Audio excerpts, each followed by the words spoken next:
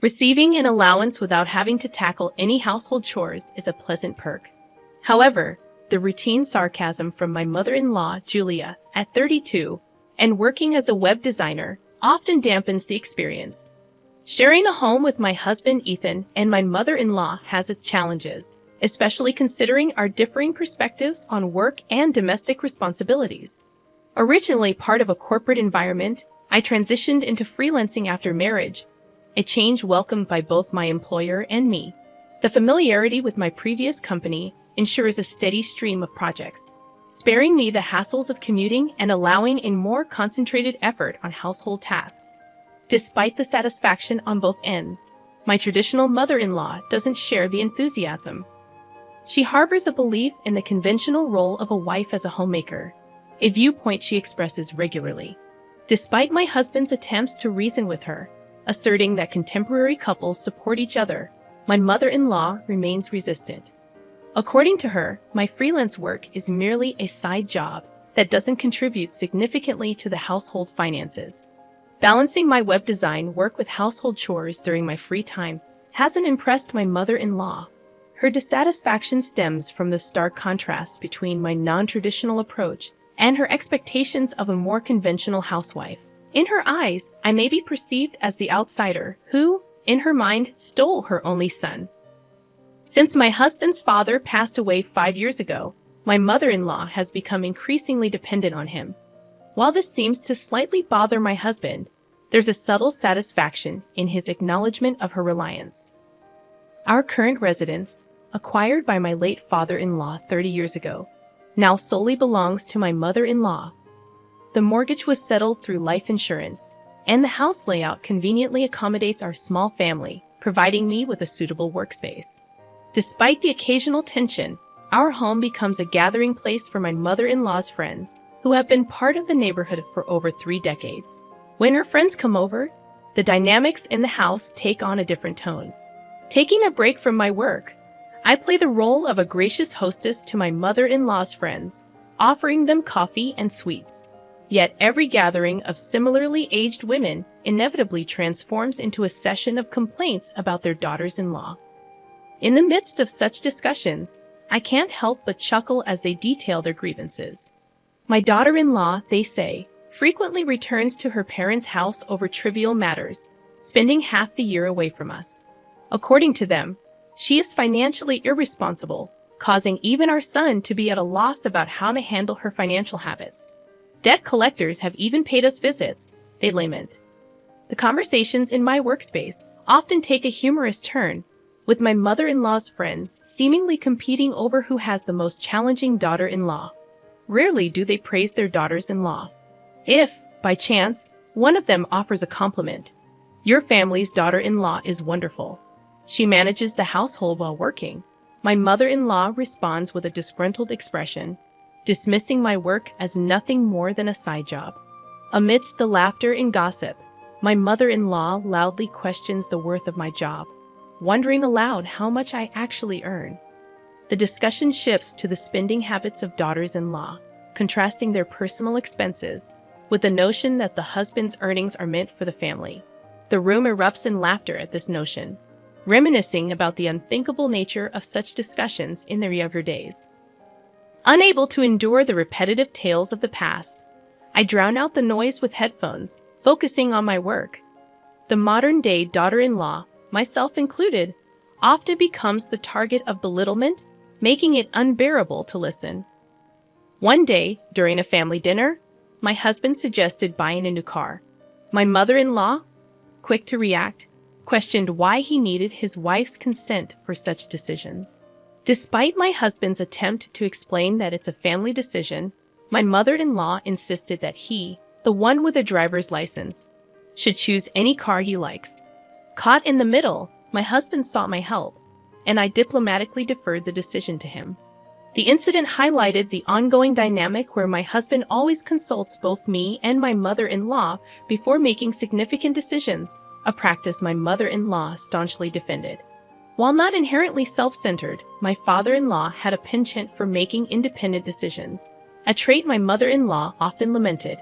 My husband, raised by such parents, developed a belief in avoiding selfishness.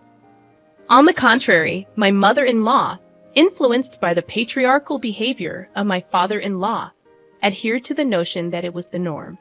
My mother-in-law's irritation towards my husband when he seeks my opinion circles back to me, with accusations that I am always too strict. I found myself at a loss for words in response to her criticism, as it's true that I tend to voice my concerns rather than making decisions independently. To my surprise, my husband, aligning with his mother, blamed me for his inclination to check with me before acting. Months into our marriage, I realized that my husband never defended me in front of his mother, even when it was just the two of us. His apologies and claims of prioritizing me seemed less convincing over time. The recent incident of choosing a new car cast a shadow on our relationship. Initially considerate, my husband ultimately failed to support me in front of his mother. Concerns about our future together began to surface, and I pondered alternatives to the current dynamics. I wished my husband would not mistake indecisiveness for kindness, and I longed for my mother-in-law to express her thoughts more directly. A month later, my husband's new car arrived, and the enthusiasm was palpable. The joyous invitation for a drive and the admiration from my mother-in-law turned sour when the cost was revealed: $660,000. Shocked by the extravagant choice, I confronted my husband about the financial implications, only to receive nonchalant responses and an offer to use a loan. My mother-in-law, quick to defend my husband, criticized my complaints about the expenditure, stating that I had given him the freedom to decide. Frustrated, I questioned the feasibility of affording such a luxury, only to be met with my mother-in-law's sharp retort: "It's not like you're paying, so you have no right to complain." Feeling unheard and dismissed, I argued that I contribute to the family income through my work. However, my mother-in-law, with an unusual harshness, questioned the legitimacy of my earnings, asserting that my little side job couldn't possibly match my husband's substantial income of over $100,000 a year. She regarded me with contempt, and just as I was about to assert that my earnings supported us, I noticed my husband had disappeared. Tolerating this treatment for too long, I reached my limit. My mother-in-law's declaration, "A daughter-in-law like you should just get out," echoed in my ears. It wasn't only her putting up with things, and discussing my salary seemed trivial now. Angry at her words and disappointed by my husband's indifference, I felt he was to blame for our dispute, given his usual indecisiveness. Fed up, I declared, "Understood then. I will leave," and headed to my workspace to pack up my computer and essentials. As I left the house, I informed my mother-in-law that I would return for the rest of my belongings later. Her angry gaze followed me, while my husband remained unseen in his room. As my mother-in-law screamed, "When you step into this house again, it will be after signing the divorce papers," I left without responding. Her abusive words, a first-time experience, bewildered me, but I chose not to engage further. Leaving my husband's house, I sought refuge at my parents' home. Surprised, my mother inquired about what had happened. Unable to specify, I lamented my lack of judgment and how my husband, who once cherished me deeply, had changed. Sharing the interactions with my husband's family with my parents brought some relief. With no children in the picture, my mother advised me to consider divorce sooner rather than later, given my financial independence. Over the weekend, with my father's help, I moved my belongings out of my husband's family home. My husband and mother-in-law remained elusive. Standing in front of my husband's room, I quietly spoke, "You took care of me for a long time. Can you sign the divorce papers?" Slipping the documents under the door, I heard his indifferent voice, "I've signed it. We're done here." As the divorce papers were returned to me, ending my marriage without a word to my mother-in-law left me with a lingering sense of sadness. After 2 years in a house filled with few happy memories, I decided to quietly leave and head to the city office to submit the divorce papers. If a piece of paper could resolve everything, then all the better. The plan was to stay at my parents' house for the time being and continue my work there as I prepared to embark on a new life alone. As I geared up for this solo journey, my mother suggested I stay with them for a while, stating it would be less worrying than living alone. My father, too, voiced his concerns, warning that Ethan and his mother could unpredictably show up at my place. Although I initially considered such scenarios unlikely, life at my parents' home proved comforting. Thankfully, my job flexibility allowed me to work from anywhere, so I decided to extend my stay at my parents' house for a while. 2 months passed, and just as my ex-husband and mother-in-law were fading into distant memories, an unknown number flashed on my phone. Initially hesitant, I thought it might be a mistake, but after repeated calls, I answered only to find my ex-husband's frantic voice on the other end. "Why didn't you answer the phone?" he asked, sounding confused. Ready to end the call, I responded that since there was no need for us to interact anymore, I would hang up. His next question caught me off guard. "Wait a minute, why isn't my smartphone working?" Without much interest, I suggested he contact the mobile phone company. However, a sudden realization struck me, and I inquired if he had been depositing money into the bank account. I used to deposit my salary, along with his, into our joint account, but it was always short due to the performance-based nature of his health product sales job. Normally, I would deposit money at the end of the month, but for the past 3 months, only his salary had been deposited. As the pieces fell into place, I left in the middle of the month, and the new car's loan payments might have kicked in. My ex-husband remained silent. "I've been managing the household with my income up to now. From now on, please manage your own living expenses," I calmly asserted over the phone.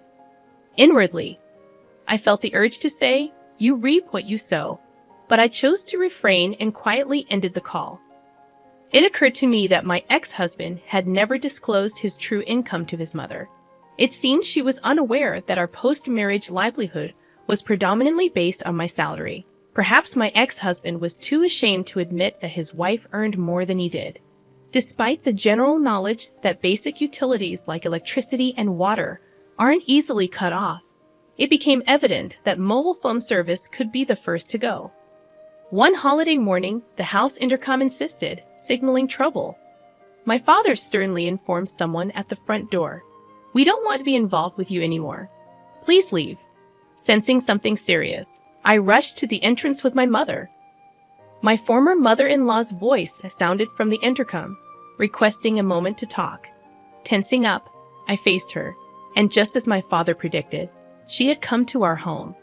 Anger filled her face as she exclaimed upon seeing me. She blamed me for not making the monthly deposit, resulting in the electricity and water being cut off. We were all stunned by this revelation, unsure of what she meant. My ex-husband, attempting to intervene, declared, "Mom, stop it. Julia is no longer involved with us."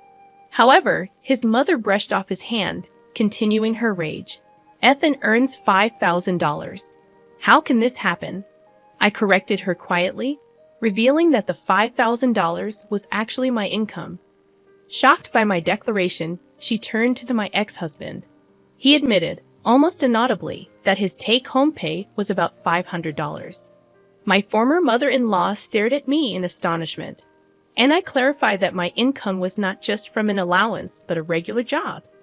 She then asked about Ethan's take-home pay, and he responded, "About $500. After a moment of silence, she made an unbelievable proposition. "Julia, how about coming back? It was a joke to ask you to leave." Firmly refusing, I stated that we were already divorced, and it was no longer my concern. Despite my refusal, she persisted, suggesting that everything could be resolved if I got back with Ethan.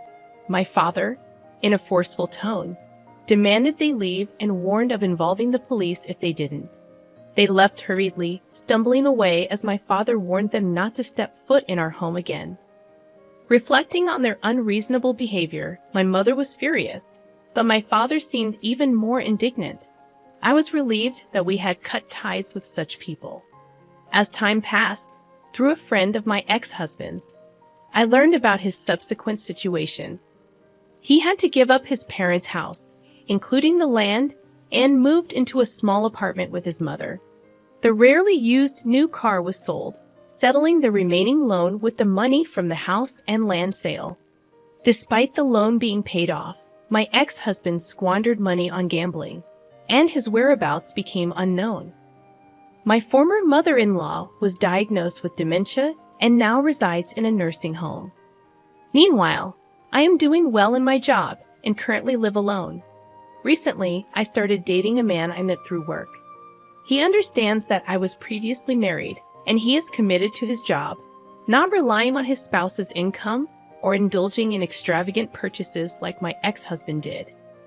While we haven't discussed marriage explicitly, I feel that we have a serious future together.